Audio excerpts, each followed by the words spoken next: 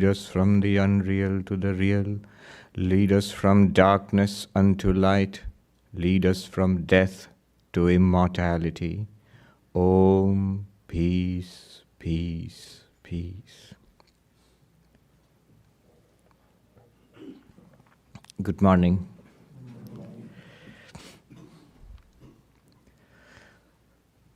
In our series of lectures on Swami Vivekananda's Jnana Yoga, this is the third in that series. Swami Vivekananda delivered a series of talks in London in 1896, which became the bulk of the book Jnana Yoga. Today, the text we are going to reflect upon is a talk called The Absolute and Manifestation. There is a phrase in English, going off on the deep end. Yeah. So I think it refers to in a swimming pool, if you go to the deepest part and jump into the deepest, instead of going from the shallow to the deeper. Swami Vivekananda starts this talk with the most difficult and most profound of all questions in Advaita Vedanta. How did the one become the many? And he says, the most difficult question in the philosophy of Advaita is, how did the one become the many? What is this question? Advaita Vedanta says that there is one reality. Though it appears to be a world of difference and multiplicity and plurality, behind all this plurality, underneath this differentiation, there is oneness, one existence, consciousness, bliss. So Brahman alone appearing as the many. That is the central teaching of Advaita Vedanta. But then that begs the question that how did this one become the many? Maybe there is Brahman, maybe there is existence, consciousness, bliss, we do not know. But what we do know is this world. Here, look, 100 people, more than 100 people here, outside 7 billion people, and all the animals and plants and all the quasars and quarks and trillions of entities in this universe. So how did this one Brahman become the many? How did the infinite become the finite?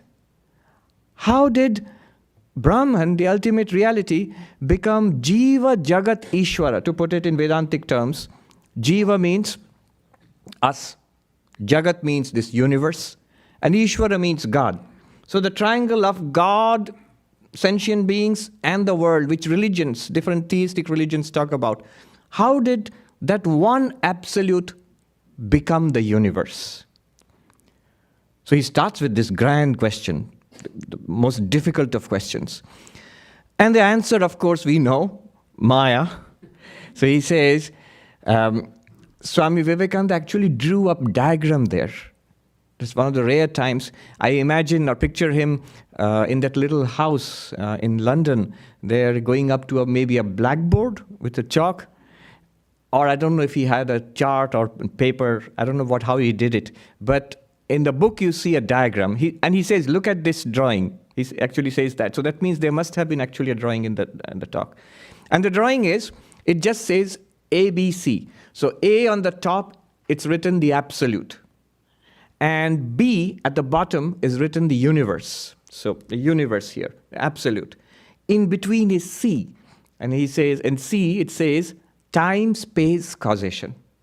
Time, space, causation. So the absolute, passing through time, space, causation, appears as the universe. And by the way, he goes on, says, by universe we mean all of it. Not just the physical universe which science talks about, but also the mental universe, the universe of our thoughts and feelings and ideas. Even the religious universe. Religions talk about heavens and hells and other worlds. If all those are there, whatever they are, all of it together.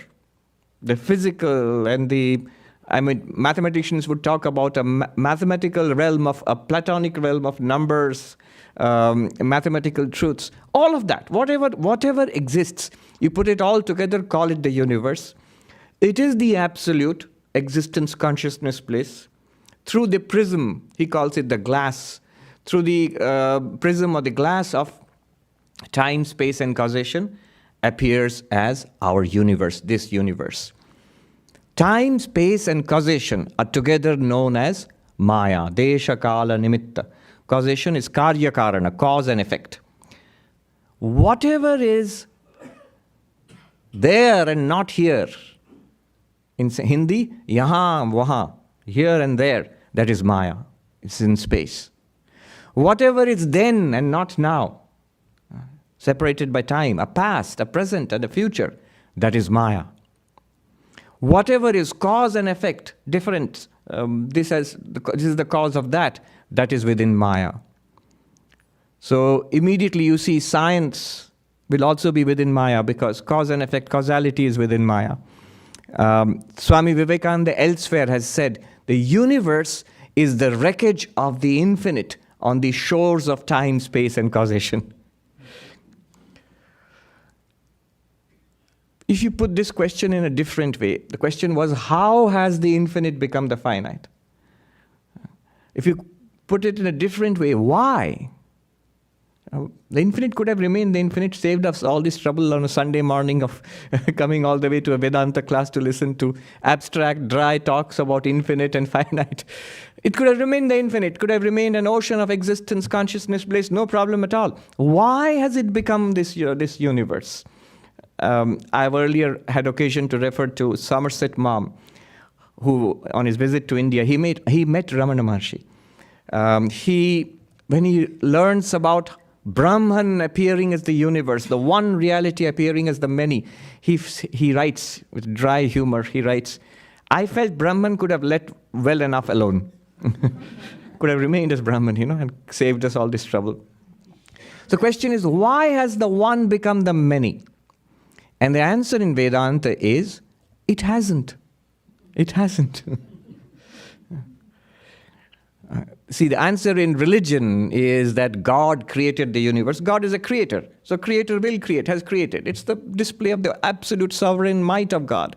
Or another explanation is, in some of the religions, dualistic bhakti tradition in India is Leela. It is the sport, the divine play of God, whatever it is. Some explanation why God has created this universe. And science says how from the Big Bang, before the Big Bang they're talking about a quantum vacuum or something like that, I don't understand.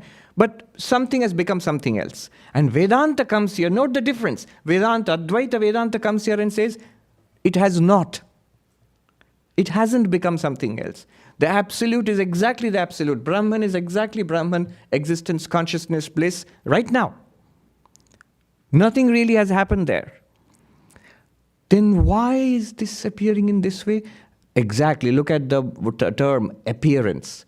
Without changing at all, Brahman is appearing as this multiplicity, as Jagat, universe, as Jiva, you and I, and as God.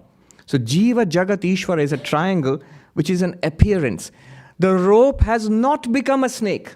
If you're asking why and how did the rope become a snake, the correct answer is it has not. The rope has not become a snake. It only looks like a snake. It only appears to be a snake. To whom? To a person who does not know the rope. But the sky is not blue. Today it's gray, but the sky is not blue. It only appears to be blue because of an optical illusion, because of the laws of optics. And once you know that, it will still look blue to you. But you know it is not blue. It's because of the scattering of light in a particular way. So it's an appearance. That's another characteristic of Maya. It's not that Brahman has become the universe. It's not that the one has become the many. It's not the infinite has become finite. The infinite appears to be finite, is experienced as the finite. The one is experienced as the many. That is Maya.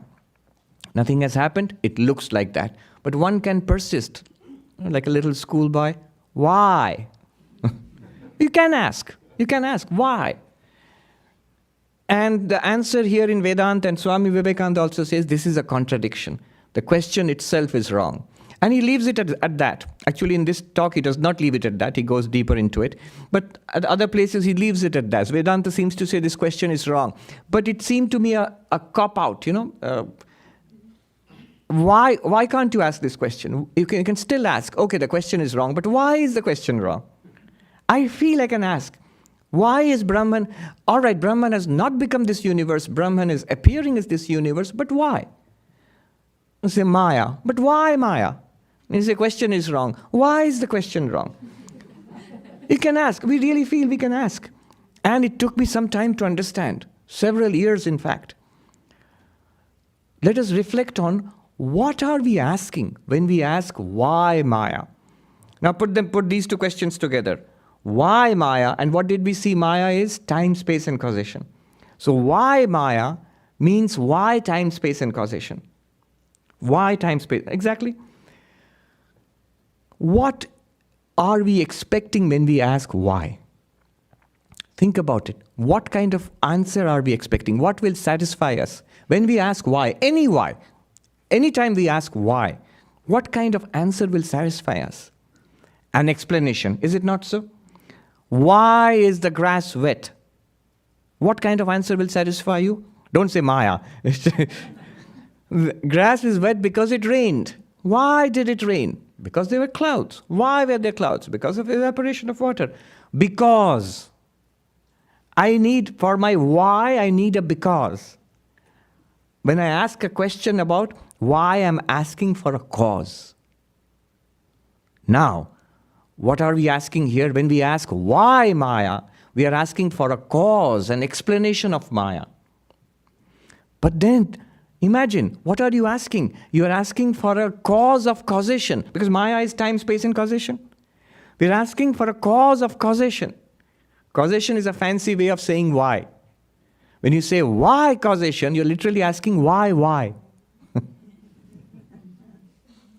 And let's go a little deeper. Why is this question meaningless? This question is meaningless because it's like this. Maya is time, space and causation.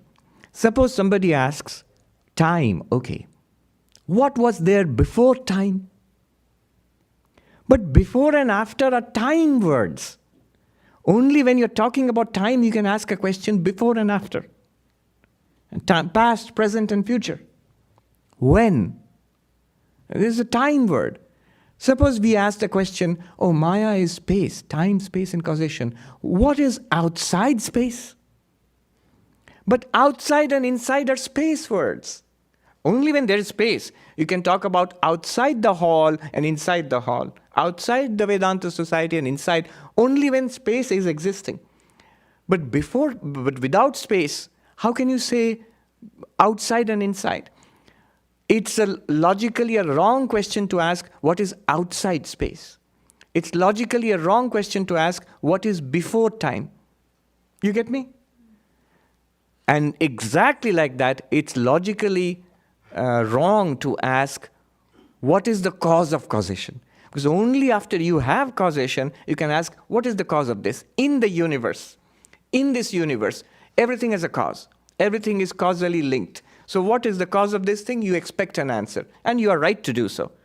But for causation itself, you cannot ask that question. So this is the answer that I found. Why is this question wrong? It's an illogical question to ask. It may not be very satisfying, but this is the answer to the question. Why Maya cannot be asked? But in a more satisfying way, I found the answer from a monk in the Himalayas, in Vrindavan actually. He puts it this way. Imagine a little boy looking up at the sky. The nature of the eye is to see. But the nature of empty space is to remain unseen. We think we can see space. Actually, we don't see space. We see objects in space, and then our mind, our brain actually generates the concept of space or the approximation of space. What we see are people. Imagine if nothing were there, no entity at all, no physical object at all. We would have no estimation of space also. It's only when two things are there we begin to get an understanding of space. Anyway, so the little child is looking up into the sky. The nature of the eye is to see. The nature of the sky is to remain unseen. You will see. The sky will remain unseen. When the seeing meets the unseeable, what will happen? Appearance. Yes, you're right. And error will happen. The nature of the eye is to see, the nature of the sky is to remain unseen. And what will the child see? An inverted blue bowl. Like a surface, there is a sky covering. And children seem to think that there is some bowl is covering the earth, like a blue surface. If you look up there, it looks like there is something there. So, it's a mistake. Exactly like that. Imagine, Satchidananda, pure consciousness, Brahman is consciousness. The very nature of consciousness is to experience, is to illumine, is to reveal. But there is nothing else to reveal. Just imagine the absolute, existence, consciousness, bliss. Its very nature is to shine forth and reveal. But there is nothing else to reveal. There is only the absolute. It will reveal. There is no other to reveal because Brahman is the only thing that exists. Then what will happen? An error will happen.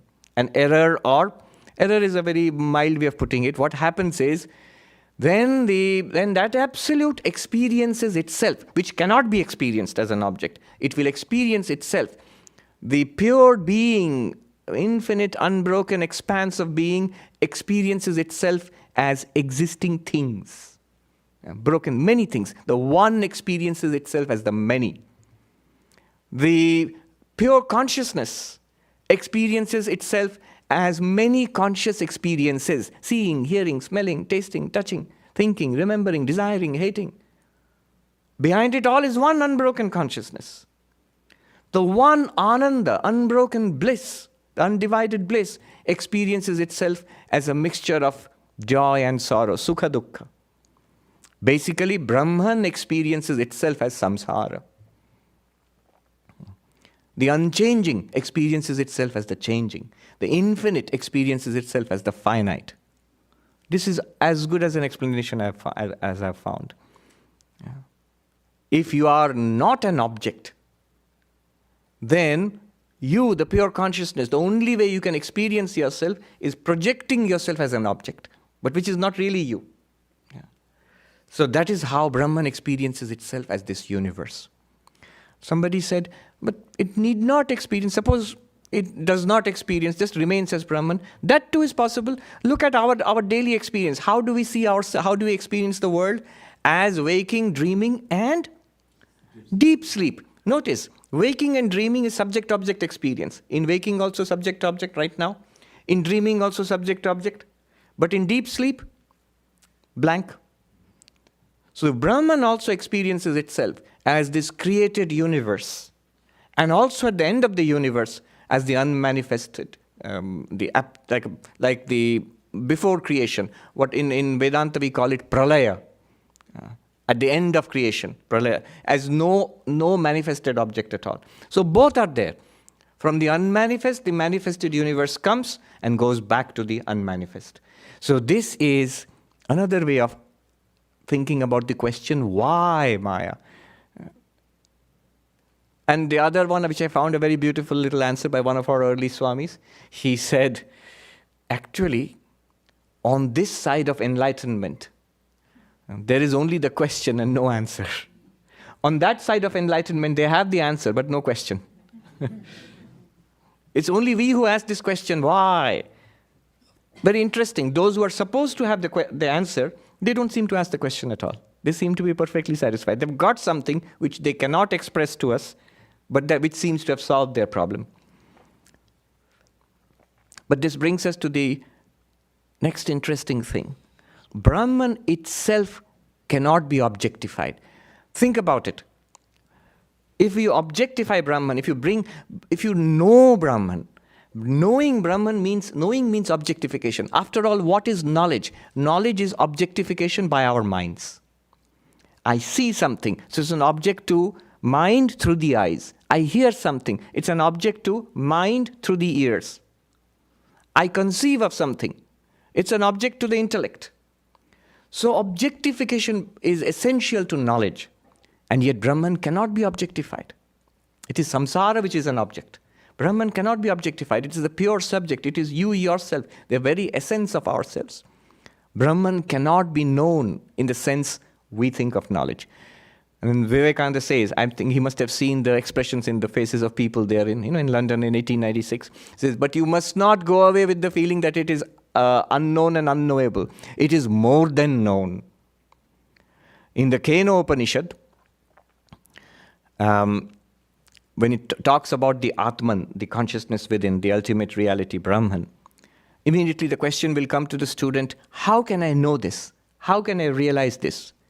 And the teacher delivers a shocker. He says, the third mantra of the Upanishad, he says, na tatra vag gacchati, na tatra chakshur gacchati, na vag gacchati no manaha, na vidmo na vijanimo yathaitad anushishyad. It cannot be objectified because it's that ultimate reality, the absolute, is not an object to the eyes. You can't see it, or hear it, or smell it, or taste it, or touch it. All right, but I can at least describe it with words, right? Na vag gacchati, even speech does not express it. If you describe it with words, know that what you have described is limited and not correct. Off the mark. Well, at least I can understand it with the mind. Na manaha, it's beyond the mind. It's not an object to the mind either. But you can teach us, right? That's why we are here after we took all the trouble. Na vidmo na vijanimo yathaitad anushishyad. We have no idea how to teach it to you. You say, I want my fees back. You should have told me this earlier. But wait a minute. You might not be able to teach us, but you are enlightened, right? You know it. You know it at least. We want at least, even if I cannot know it, even if I cannot be taught, at least there's somebody who knows, somebody who's enlightened. You know it, right? Na vidmaha, we do not know. You can imagine the horrified look in the student's face. And maybe getting ready to pack up and leave in disgust. And then the teacher says, wait a minute. There is a way. There is a way in which our ancient masters have taught us, and we have become enlightened in that way. Let me try that upon you. Experiment. A spiritual guinea pig. And let's see if it works. Let's see if it works. Do you become enlightened? Do you realize that absolute, that I am, that do you realize that? What is that way?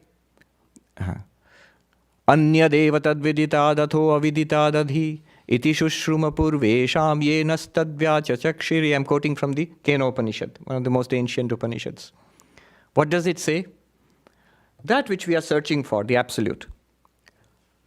It is other than everything that you know.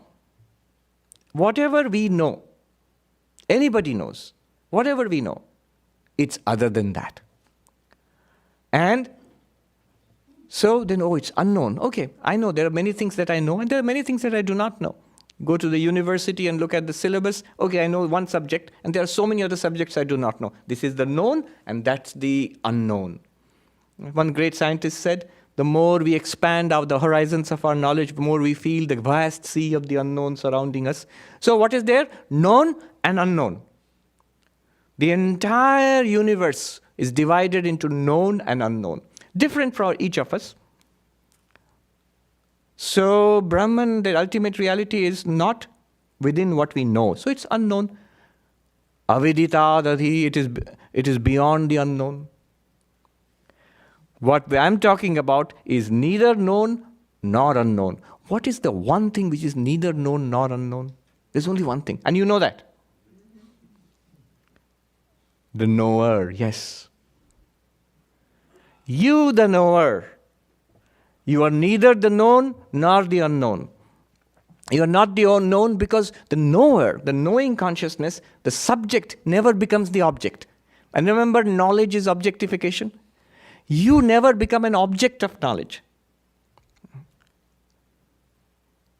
And yet, who is more known to you than you yourself? You are you after all. You cannot objectify it in language. You cannot make it an object of instruments. But you are, whatever you are, that being, that spiritual being, that consciousness you are, it's not an object. And yet you know yourself. What is more known to us than I, me, myself? So this is the teaching, the core of the teaching. And it seems very simplistic, but actually when you apply it, it's a knife by which you can see. Now when I look upon myself, whatever I thought this is me, I begin to see, if I know it, then it's not really me. Because what is the rule? It is other than the known, it's other than the unknown. Not the known, whatever it is. The body, do I know it? Yeah. Then it cannot be this, neti, not this. The life forces, life itself, is it known? Yes, I can feel it. Scientists study it. Neti, because it's known. The mind, thoughts, memories, are they known? Yes. When I remember something, I know that I remember it. When I cannot remember something, I feel that I cannot remember it. So the memory or the lack of it is known. Then neti, because the known cannot be the self.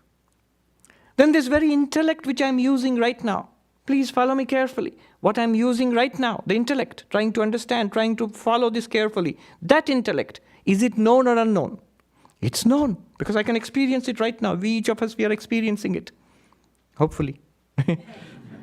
We are experiencing it. Therefore, if it is known, it's an object of my awareness, neti, not this. Then unknown, no, not even unknown, not that. Neti, neti. This way we are driven back into the witness consciousness, I'm calling it a witness consciousness. The Upanishad does not do so. The Upanishad uses very elliptical language. That which is the eye of the eye, the ear of the ear, shrotrasya shrotra, manaso manoyat, the mind of the mind. Instead of saying it is the witness consciousness, the moment it says it's the witness consciousness, what do? Our incorrigible tendency to objectify, okay, there is a witness consciousness, let me find it now. It is the very one which is doing the searching. So you cannot do that, you cannot objectify it, but you can do something much better. What is that? You can be it, or more accurately, we can recognize that we are it.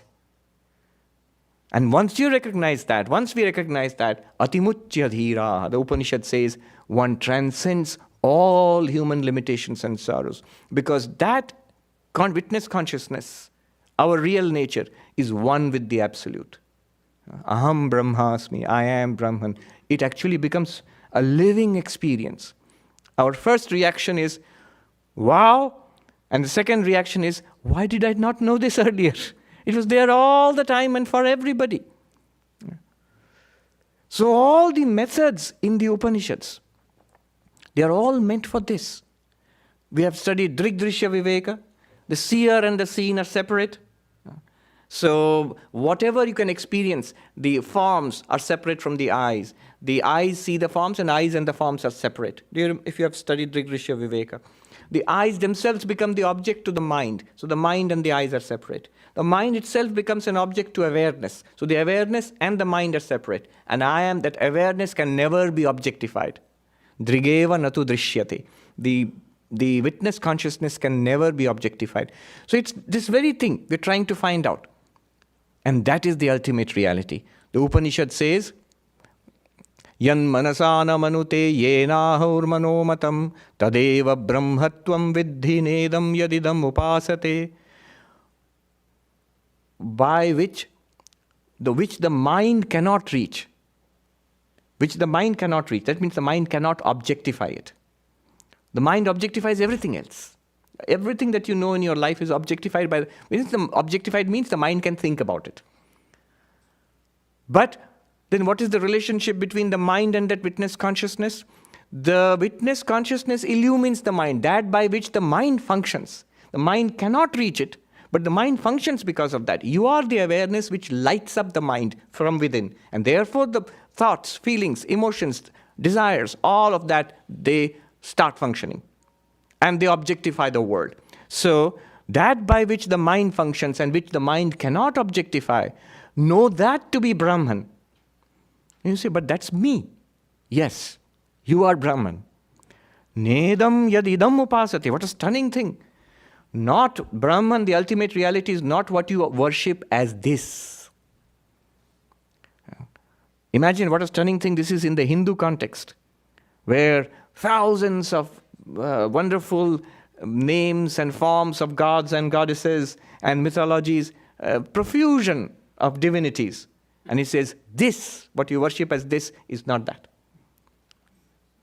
Of course, the Hindu understands it, because in all Hindu worship, if you actually look at the mantras, when the priest chants it, and that which is formless, I have worshipped it with a form, forgive me. That which is infinite, I worshipped it in the finite. That which is not an object, I worshipped it as an object. Please forgive me. Because it's a methodology of in any worship, Durga Puja, for example, there's something called Pran Pratishtha, where you establish the living divinity in the image or the object by bringing it out from your own heart. The mantra says that, from your own heart. Heart means from your own consciousness.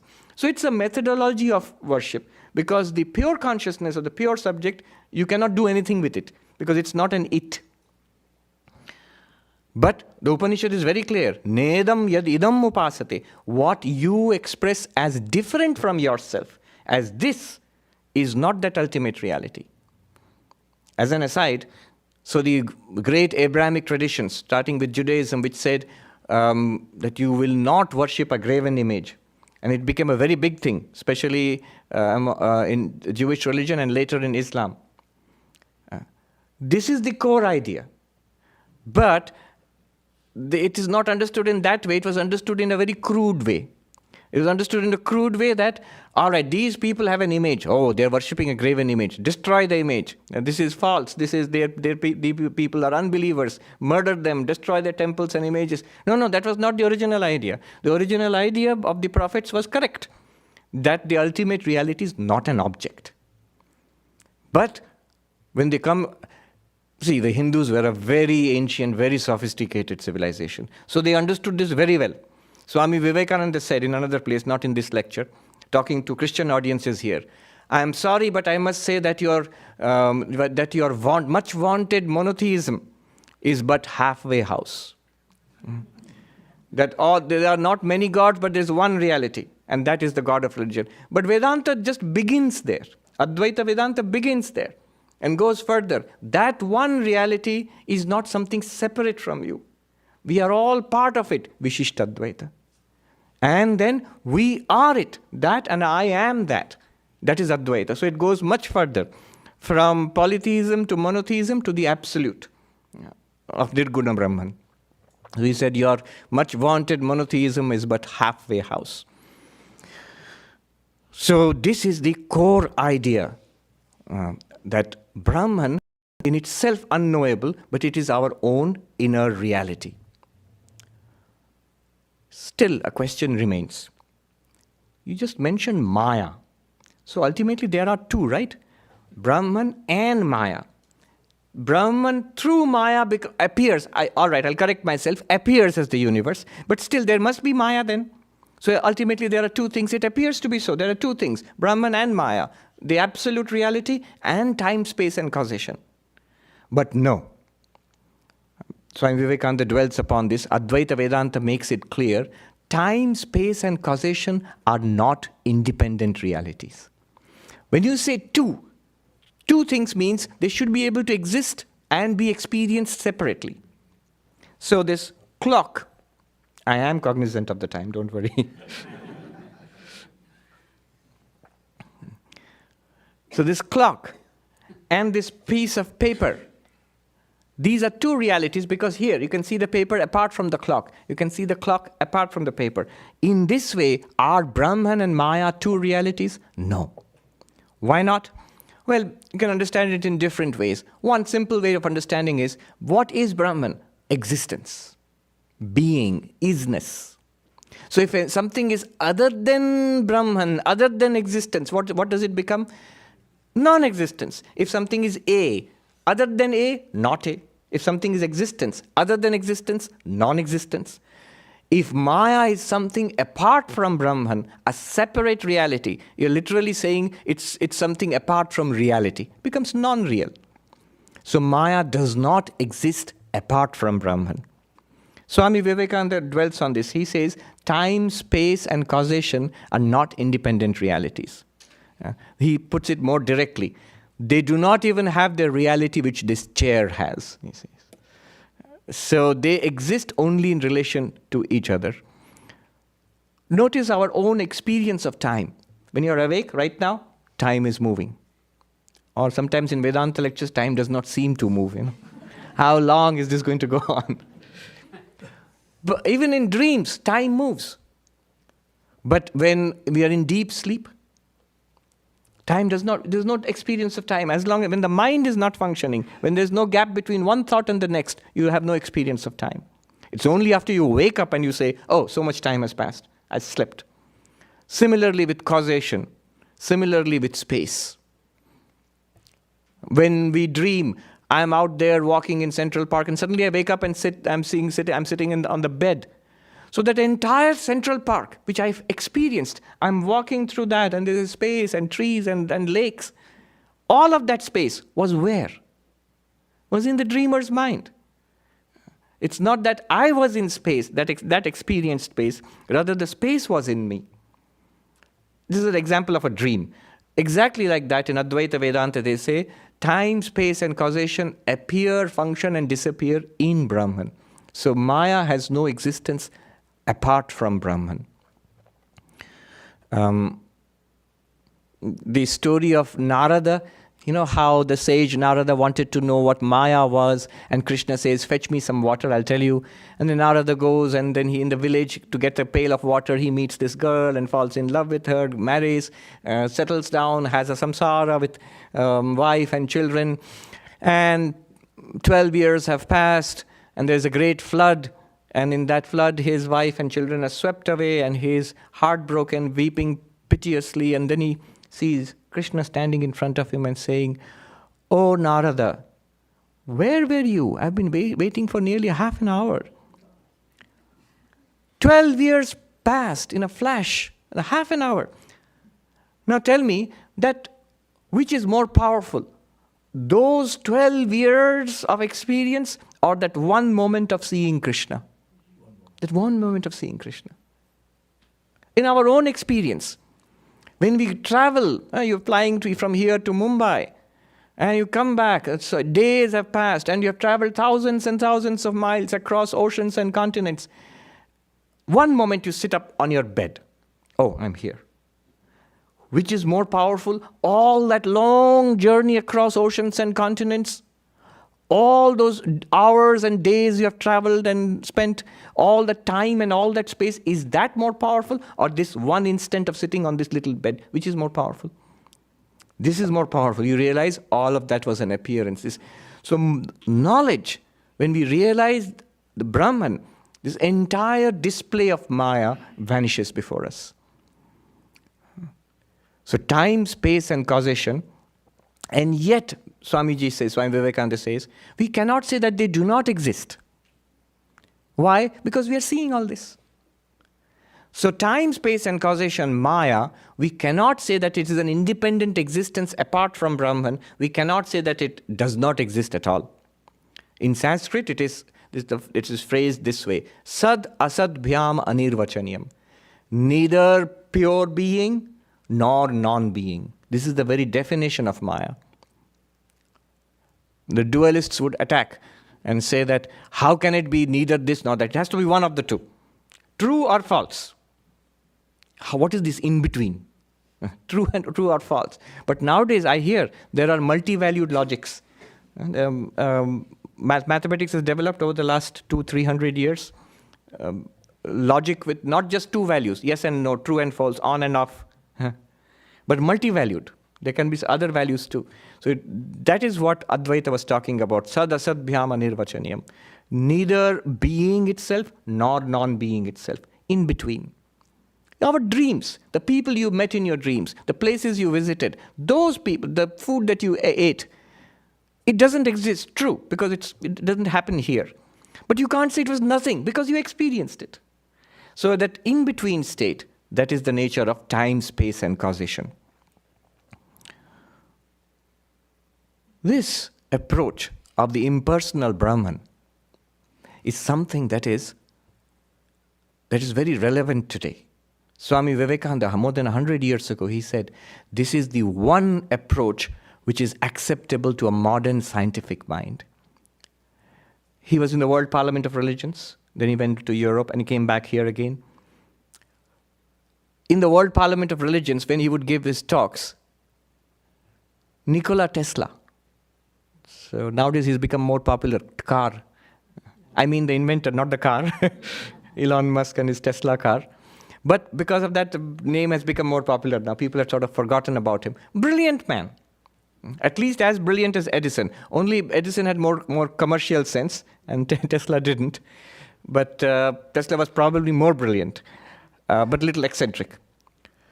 Tesla used to stand and listen. He had his own pavilion. Edison too had his own pavilion in the World Parliament, in the Universal Exposition in Chicago. He would close his own pavilion and come and listen to, he would stand at the back, listen to Vivekananda's talks, and then leave right after that. And then they met. In Swami Vivekananda's letters, you say, I met this great scientist of the West, and we have they had intense discussions about Sankhya cosmology and the latest discoveries of physics at that time. Unfortunately, physics was not all that advanced, so they couldn't really come to I don't think anything much came out of it, but they are very interested in each other. And there are letters from Vivekananda to Tesla, Tesla to Vivekananda, discussing the Sankhyan concepts of consciousness, of Prakriti, nature. One of our Swamis, there's a Tesla museum. Tesla was from which country? Eastern European country?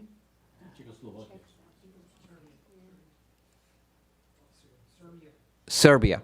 So they have a museum in his hometown about Tesla. So our Swami, we got a letter from Vivekananda to Tesla, from Vivekananda to Tesla. So he wrote to that museum that, would you like to have a copy, because you have a museum of Tesla? And they wrote back saying, we have the entire set here. The correspondence between Vivekananda and Tesla. In fact, I was reading, a new biography has come out. It's called Wizard, The Life and Times of Nikola Tesla. So I was interested in seeing, does it mention Vedanta and Vivekananda at all? Because Tesla used to come here to the Vedanta Society of New York, even after Vivekananda left. He would come and attend the lectures of Swami Abhedananda. In the lists of people who used to come, well-known people at that time, Nikola Tesla's name is there. Abhedanandaji also met Edison.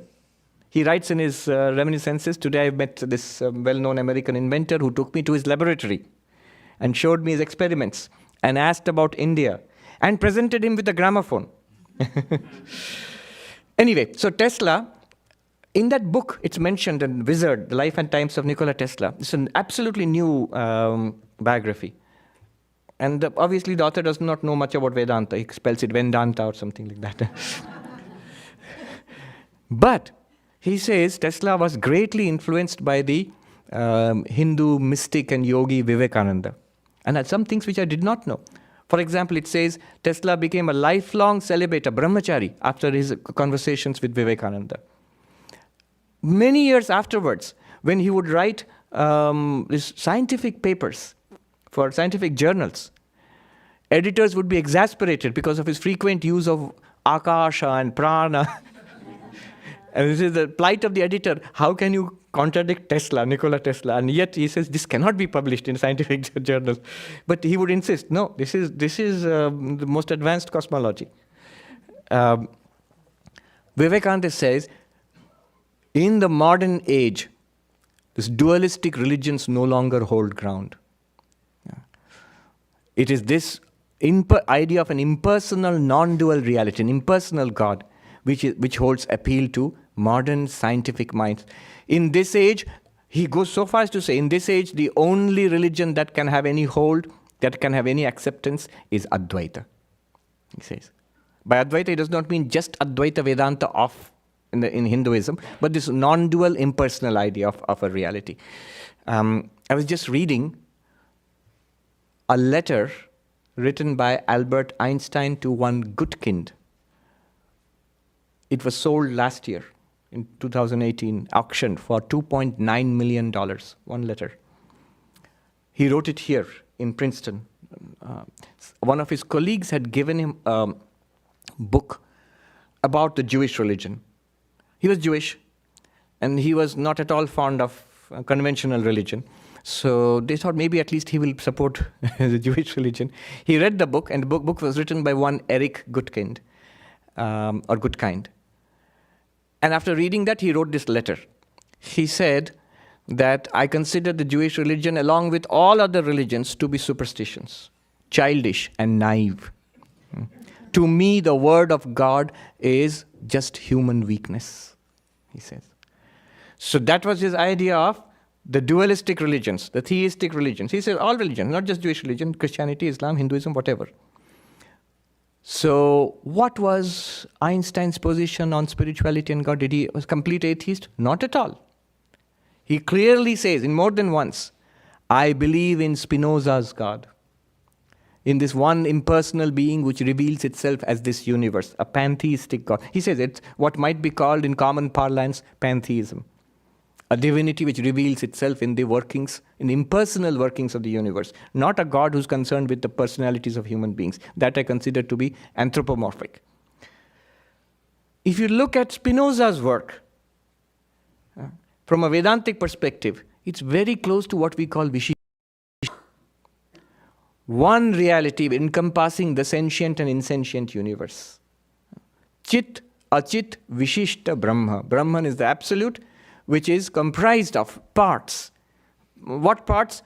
Us, living sentient beings, and the entire physical universe, including our bodies also. So Chit, Achit. Chit means conscious, Achit means non-conscious, not insentient. And the entirety. He actually wrote a poem to, here itself, he wrote a poem to Spinoza, calling him this holy man. He believed, he was spiritual. This is so much like what Vivekananda said, that for modern mind, this impersonal idea of God is acceptable, but not the personal dualistic ideas of religion for the scientific mind. And I've seen this again and again.